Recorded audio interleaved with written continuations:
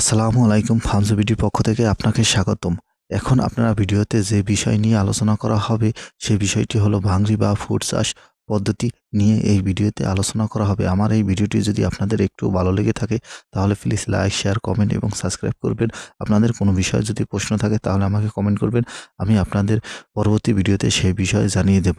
ভাংরি চাষ করতে হলে আপনারা জমি কিভাবে চাষ দিবেন বা জমি কোন কিভাবে বীজ বপন করবেন এবং কিভাবে বপন করলে সবচেয়ে ভালো হয় এই পদ্ধতি নিয়েই এই ভিডিওতে আলোচনা করা হবে। ভাংরি চাষ করার জন্য জমি কখনোই চাষ করতে হয় না।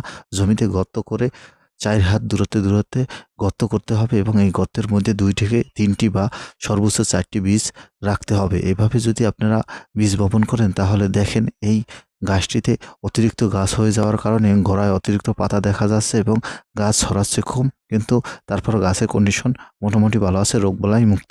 এজন্য আপনারা সবসময় গর্তের চারপাশে ৪টি বীজ লাগাবেন, এর বেশি লাগাবেন না। এর থেকে ২টি বীজ রাখলে সবচেয়ে ভালো হয়। কিন্তু এই চাষি ভাই অনেকগুলো বীজ লাগিয়েছে, এখন পর্যন্ত একটিও কাটেনি, সব বীজগুলো ভিতরে রেখেছে। এই কারণে এরকম ঘন দেখাচ্ছে। তাই আপনারা যদি ১টি বা ২টি চারা রাখেন তাহলে ভালো হয়। কেননা যে চারাটি ৪টি বীজ লাগাবেন এর মধ্যে যে চারা দুটি বেশি ভালো থাকবে ওই দুটি লাগাবেন, আরগুলা কেটে ফেলতে হবে এবং গর্ত থেকে গর্তের দূরত্ব হবে আপনাদের ৪ হাত। এভাবে যদি আপনারা ফুড বা ভাংরি চাষ করে থাকেন তাহলে আপনার ফলন বেশি আসবে এবং আপনার গাছের রোগবালাই খুব কম হবে। ফুড গাছের জন্য সম্পূর্ণ জমি চাষ দিতে হয় না, শুধু গর্তের মধ্যে প্রাথমিক অবস্থায় সার, ৩ পদের সার মিশিয়ে, সার এবং গোবর সার সবকিছু মিশিয়ে রাখতে হবে। রেখে ৪-৫ দিন পর্যন্ত রাখতে হবে। এরপর সম্পূর্ণ গর্ত বোঝাই করে পানি দিতে হবে। পানি দিয়ে আবার ২ থেকে ৩ দিন অপেক্ষা করতে হবে। তারপর আবার পানি দিতে হবে। এরকম আবার ২ দিন অপেক্ষা করে তারপর গর্তে বীজ লাগালে সবচেয়ে ভালো হয়।